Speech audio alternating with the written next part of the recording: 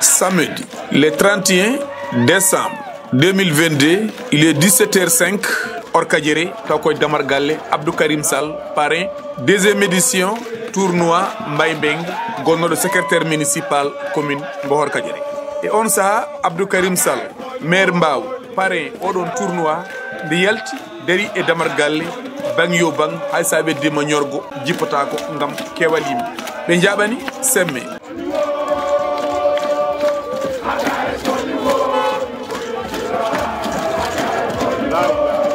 Boyani, AKS Abdou Karim Sall, Nati, terrain Semme.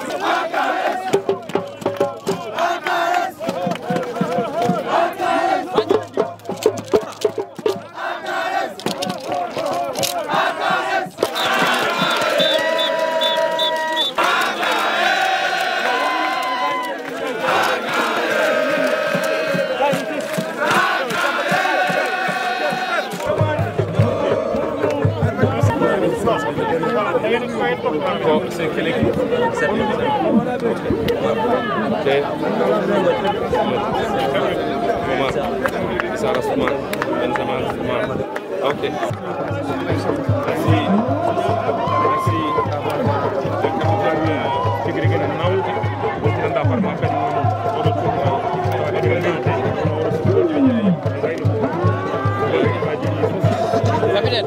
Capitaine.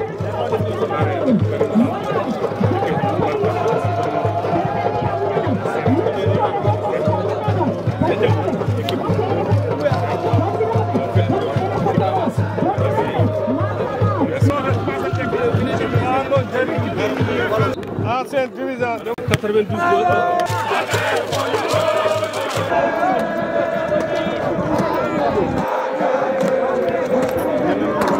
Ndewnaati terrain Semme o tawi ko match o ene yara 1-0 kono ɓoyani penalty daña caggal nde penalty daña match o darti seeɗa waɗino caɗele kono Abdou Karim Sall maire Mbaw jomwuni o régli on fitina ha match ɗe pawti e lawol woni 1 but partout caggal nde match o fetta ha gasi ko 1 but partout ɓe jeeyi série penalty.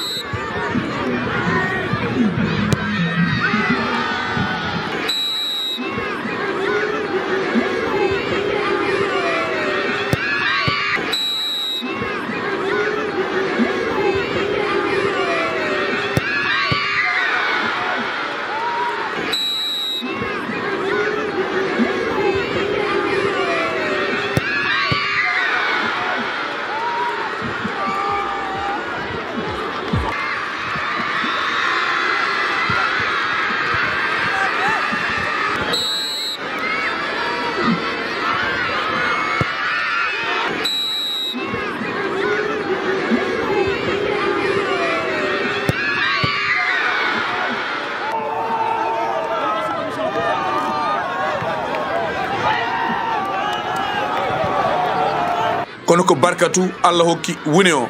Barkatu marki 3 rati ɗiɗi, Semme marki ɗiɗi rati 3. ko leltani Abdou Karim Sall parrain oɗo tournoi AKS fayi e dokkirgol mayoji e baluji.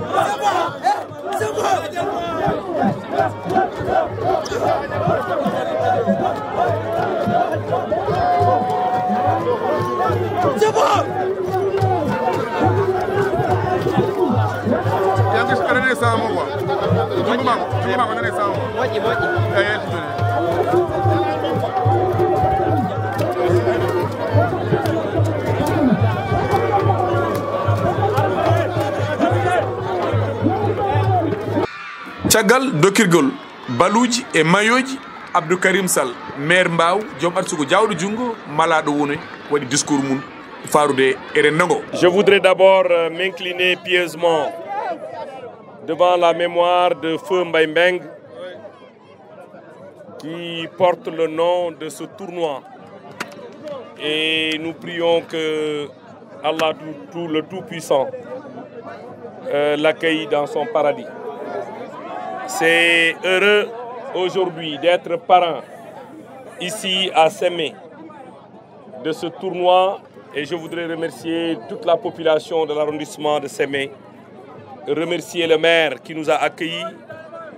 Malgré son absence, une forte délégation composée de ses adjoints nous ont accueillis et nous ont permis d'être dans des conditions pour suivre cette finale où nous avions deux équipes, l'équipe de Sémé et l'équipe de Barkatu, qui ont montré du talent parce que les deux équipes n'ont pas démérité et finalement la victoire a choisi le camp de l'équipe de Barkatu.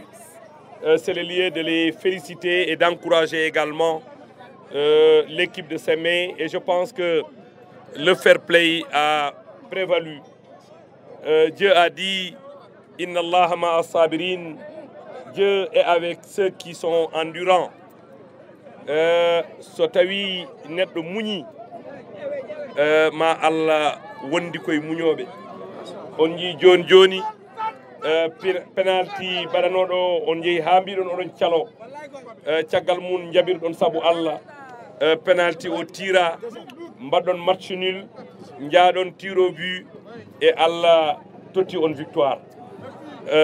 Dieu se manifeste à tout moment à travers ces faits que nous observons. Je voudrais féliciter, je voudrais remercier aussi les organisateurs. Il faut les applaudir. Je voudrais féliciter les organisateurs de ce tournoi. Remercier les forces de défense et de sécurité à travers la gendarmerie qui a été présente et qui nous a permis d'assurer une couverture sécuritaire parfaite et qui nous a permis de suivre le match dans d'excellentes conditions. Je voudrais vraiment remercier tous ceux qui m'ont accompagné, toute la population de Orkadiéré, la population de la commune de Orkadiéré, la population de l'arrondissement de Orkadiéré, les remercier vraiment du fond du cœur pour m'avoir choisi comme parrain de cette édition. Je pense que vous nous avez gratifié d'un football de très haut niveau. Maintenant, ce qui reste, c'est de continuer dans cette lancée parce que le Sénégal continue et continuera de nous donner, à travers son équipe nationale, de nous donner des satisfactions. Vous avez vu ce qui s'est passé à la Coupe du Monde. Vous avez vu également ce qui s'est passé à la Coupe d'Afrique. Nous sommes tous fiers aujourd'hui d'être là, suivre ce match avec vous. J'ai quitté Dakar pour participer ou pour assister à cette finale. Et je pense que je n'ai pas regretté d'avoir fait ce déplacement. Je voudrais vous remercier du fond du cœur pour l'organisation parfaite, mais également pour m'avoir choisi pour être le parrain de cette finale. Merci beaucoup aux organisateurs, merci à la jeunesse, merci à la jeunesse, merci à la jeunesse, merci à la jeunesse de l'arrondissement de Orkadiéré, merci à la jeunesse du département de Kanel. Quand je dis arrondissement de Sémé, quand je dis arrondissement de Orkadiéré, c'est Sémé y compris. Je voudrais tirer un chapeau à mon ami, le maire de Sémé, qui, comme je le disais tout à l'heure, nous a réservé un accueil extrêmement chaleureux à travers, bien entendu, ses adjoints. Je voudrais remercier la presse, je voudrais remercier les organisateurs, en tout cas, mention spéciale aux forces de sécurité qui nous ont permis, avec un dispositif sécuritaire parfait, pour suivre le match dans d'excellentes conditions. On yarama, c'est mankobe yarama, bravo, bravo, à l'année prochaine, Inch'Allah.